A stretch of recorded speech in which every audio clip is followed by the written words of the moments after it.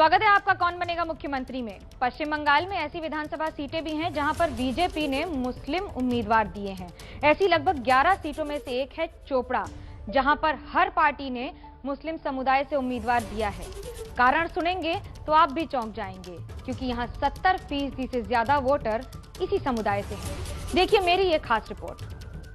মনে রাখবেন, বুঝে তো নিতে হবে, বিশেষ করে বিজেপি পার্টিকে বুঝে নিতে হবে। বিজেপি পার্টিকে মনে রাখবেন যে পার্টিটা কোনো ধর্ম জানে না।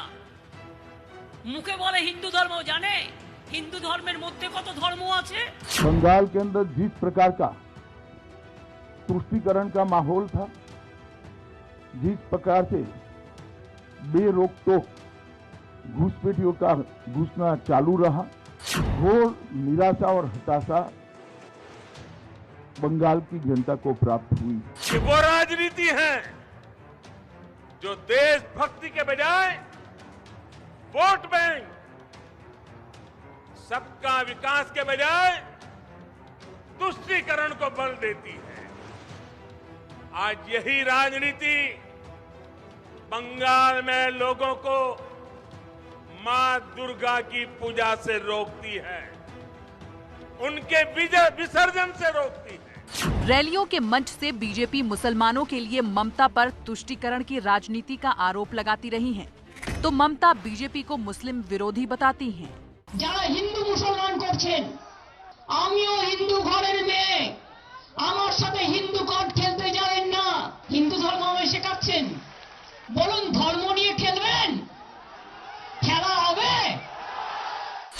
मुसलमानों पर सियासी दलों के इन दावों के बीच मुस्लिम मतदाताओं का मूड जानने के लिए मनोज्ञा लोईवाल जा रही हैं सीधे बंगाल के मुसलमानों के बीच। और मनोज्ञा लोईवाल ने अपनी पड़ताल के लिए चुनी है एक खास सीट है पश्चिम बंगाल की चोपड़ा विधानसभा सीट। ये विधानसभा सीट बंगाल के उत्तरी दिनाजपुर में आती है। चोपड़ा विधानसभा क्षेत्र एक मुस्लिम बहुल इलाका है। यहाँ 70% वोटर मुस्लिम ही हैं। इसलिए इस सीट पर बीजेपी ने भी मुस्लिम उम्मीदवार उतारा है। तो मनोज्ञा लोईवाल सबसे पहले यहाँ के बीजेपी उम्मीदवार से मिलने पहुंची। उनका नाम है शाहीन अख्तर। शाहीन अख्तर हमें प्रचार करते हुए मिल गए।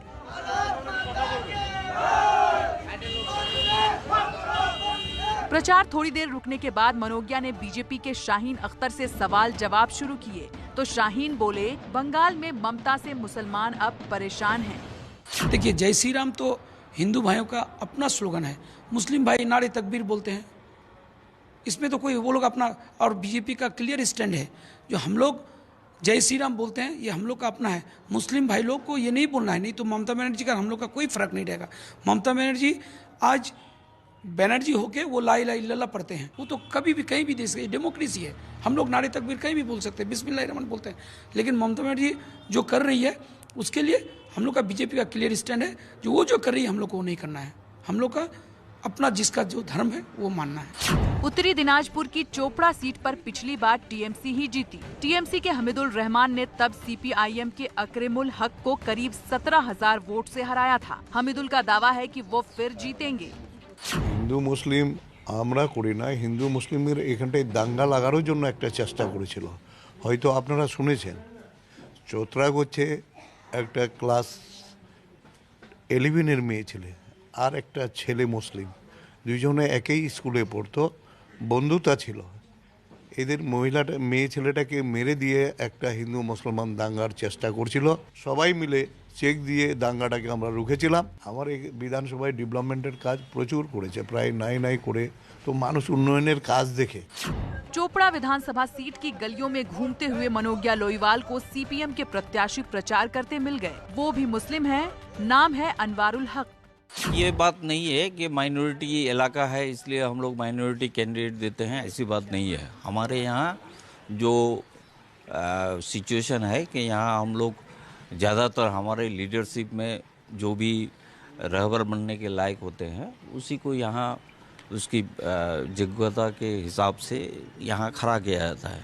लोग ज़्यादातर ये जानते हैं कि बीजेपी जो है वो हिंदुत्ववाद के ऊपर में वो लोग बेसिस करके काम करने के लिए कोशिश करते हैं। साफ है कि हर पार्टी ने यहाँ चोपड़ा सीट पर मुस्लिम उम्मीदवार पर ही दांव लगाया है, लेकिन मुस्लिम किस पर दांव लगाएंगे ये जानना भी जरूरी है।